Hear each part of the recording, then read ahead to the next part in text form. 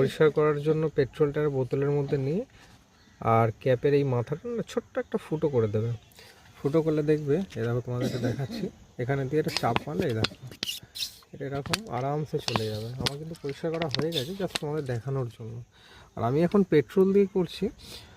Actually আমি সবসময় 50-100 টাকার করে পেট্রোল পাম্প থেকে ডিজেল আমি কিনে রেখে দিই পরিষ্কার করার জন্য, যে কোনো জায়গায় বাইকে।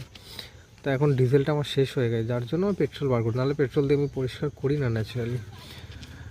তো তোমরাও চাইলে ডিজেল একটু কম দামে 50-60 টাকার কিনে একটা বোতলে বাড়িতে রেখে দেবে।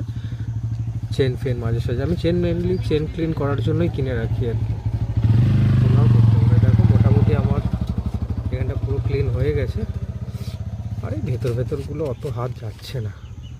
মোটামুটি মেনলি আমার যেখানটা দরকার সেটা হচ্ছে এই জায়গাটায়। পুরো চারিদিকে ঘুরিয়ে ভেতরে বিয়ারিং অবধি দেখো পুরো ক্লিন করে নিয়েছি, মুছে নিয়েছি। এবারে নতুন চেনের এই ছোটো স্পকেটটা এইটা এবারে লাগাবো। চলো দেখাচ্ছি তোমাদের। এই হচ্ছে, এই লেগে গেল।